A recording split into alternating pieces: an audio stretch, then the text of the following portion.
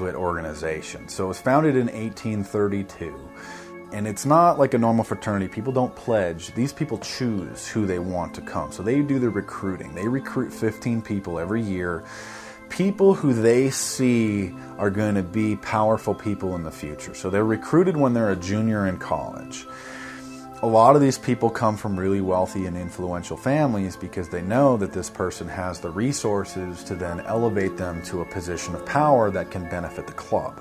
The video shows the neophytes, or initiates, kissing a skull, then performing a mock human sacrifice.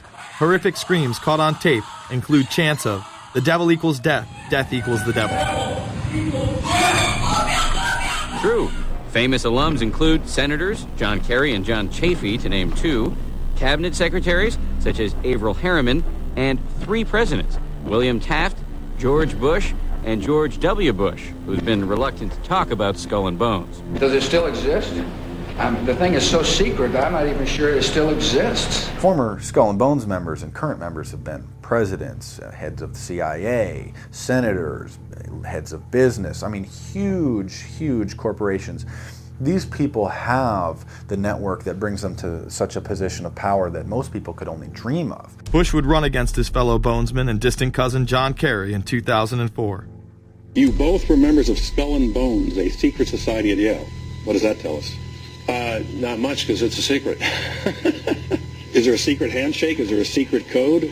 I wish there were something secret I could manifest. 322, a secret number? There are all kinds of secrets, Tim. You were both in Skull and Bones, the secret society. It's so secret we can't talk about it. What does that mean for America?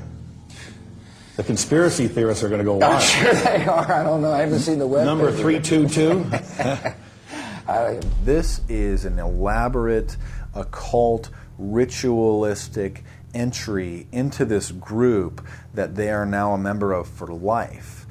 This culture of death and the occult continues long after college. Later on in life, these pagan rituals carry on in the redwoods of Sonoma, California. And what is the Bohemian Grove? Well, it's a kind of summer camp for the powerful, an all-male gathering in great secrecy. This group was formed in the late 1800s by artists, industrialists, and politicians. Bohemian attendees worship the owl as their deity. The Aztecs, Mayans, and other natives of Mesoamerica considered the owl a symbol of destruction and death. This is why the opening ritual for the club is the cremation of care. During the ritual, the effigy of a baby is rowed across the water by the Grim Reaper and given to a high priest, who then tosses it on a fiery sacrificial altar of a 40-foot owl god. It is an earth-based ritual in which care is burned away. The conscience is symbolically cast aside so that they may ignore the pain they have inflicted on others for the advancement of their own agendas. With this ceremony called the cremation of care, that begins the 2-week encampment where the body of dull care, symbolizing woes and concerns, is burned on an altar in front of a big owl statue. When that ceremony ends, they all start to cheer and yell. You have to ask yourself why it is that somebody would want to do that, let alone these elite people. And if you look at the elite throughout history, many of the people that achieve pinnacles of power are into the occult. They seek a supernatural way to gain power. Why are Christian conservatives such as the Bushes and Newt Gingrich attending the Grove? And I recognize I'm not going to be invited to Renaissance Weekend or that Bohemian deal where Newt, Rush, and Dick all sit in a teepee naked beating on tom-toms. Why does the media barely mention the Grove?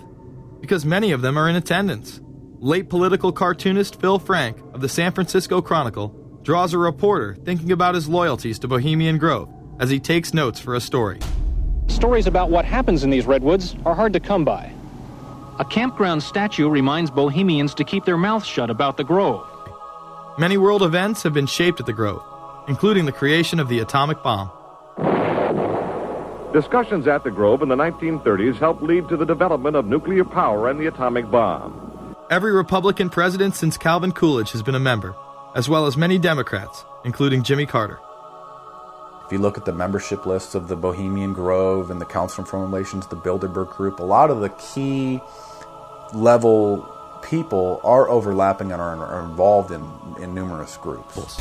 In addition to pagan rituals that take place there, this all-male club also deals with darker themes through the plays Montezuma, which feature Aztec human sacrifice, and Faust, which feature Mephisto. Some of these plays are disturbingly flamboyant. Many of the elitists have a penchant for cross-dressing and singing show tunes. Perhaps that is why much of the all-male staff also happen to be homosexuals. Well, each year, many of them seem to have a stunt or try to come up with a stunt. Last year, in 1980, the popular button was Free the Fortune 500. Bohemian Grove that I attend one time at a time. It is the most faggot goddamn thing you will ever imagine. In 2004, the New York Post reported that gay porn star Chad Savage would be servicing moguls at the Bohemian Grove. In recent years, several politicians have been outed in scandals, including Senator Larry Craig, who tried to solicit sex from an undercover officer in 2007. Even more shocking, it was revealed in 2004 that right-wing blogger James Guckert, who had unprecedented access to the White House during the Iraq War, was actually Jeff Gannon, a madam and male prostitute for MilitaryStuds.com. During his 2 years writing for GOP USA and Talon News, Gannon officially made over 200 appearances at the White House. Oddly enough, over 24 of these visits would take place when there were no scheduled briefings. He failed to check in or out with the Secret Service on many other occasions, coming and going as he pleased. These type of activities are not new to the White House. In 1989, headlines involving callboys in the White House rocked the cover of the Washington Times.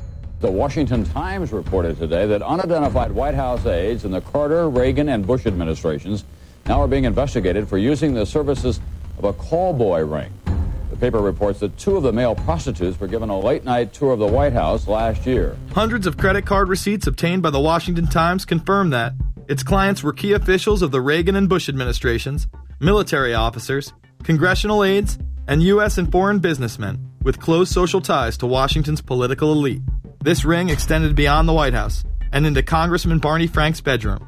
Barney Frank, one of 2 openly homosexual members of Congress, acknowledged having used a male prostitute, whom he then hired as a personal employee. The man had keys to Frank's basement apartment on Capitol Hill.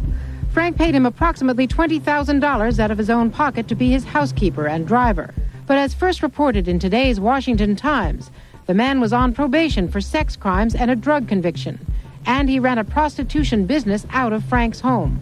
Although Frank tried to claim ignorance, Stephen Goby, the prostitute in question, claimed that Frank was completely aware of what was going on, and was even receiving free and discounted sexual services.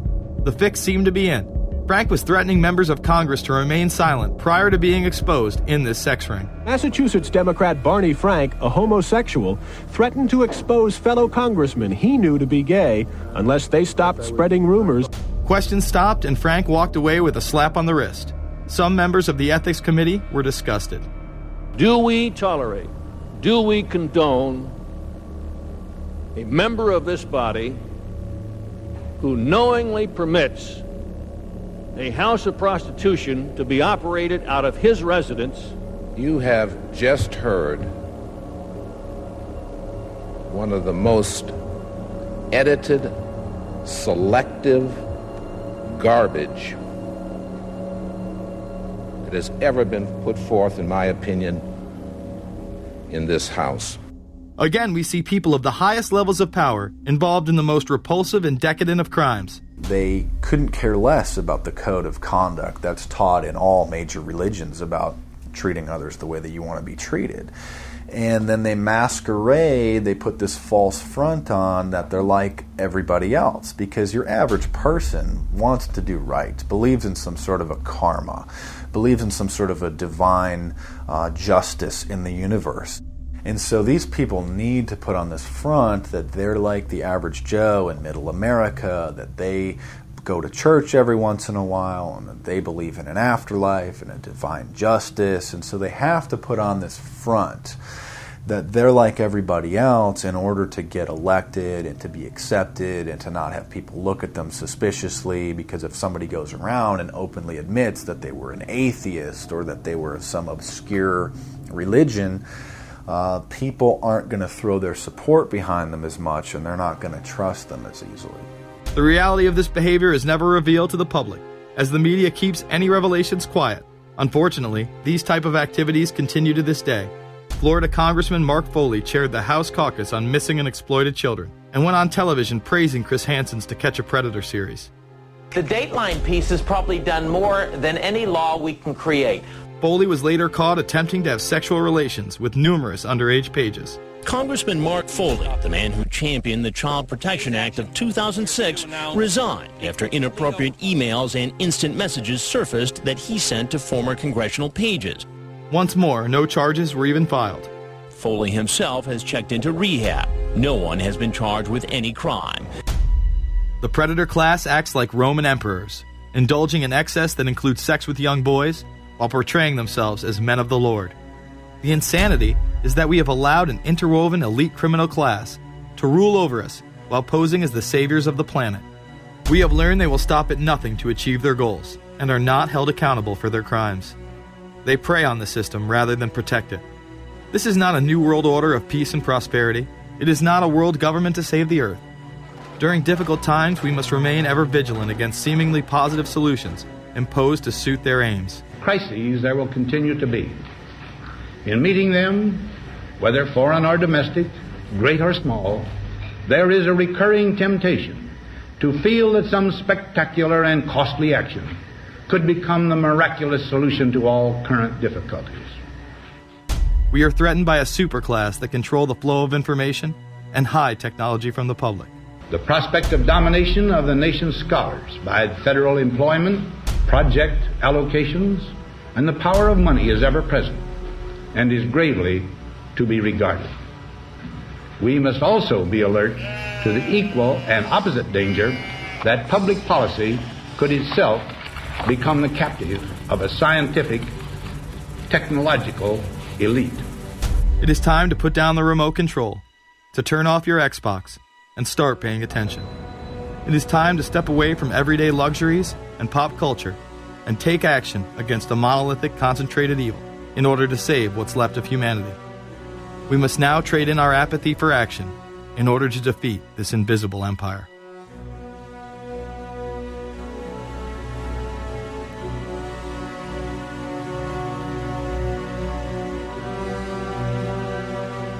How set up are we to deal with this New World Order?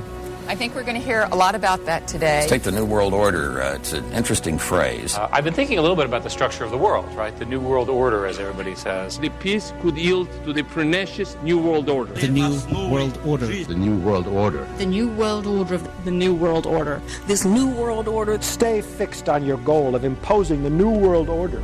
You kept talking about a New World Order. A New World Order.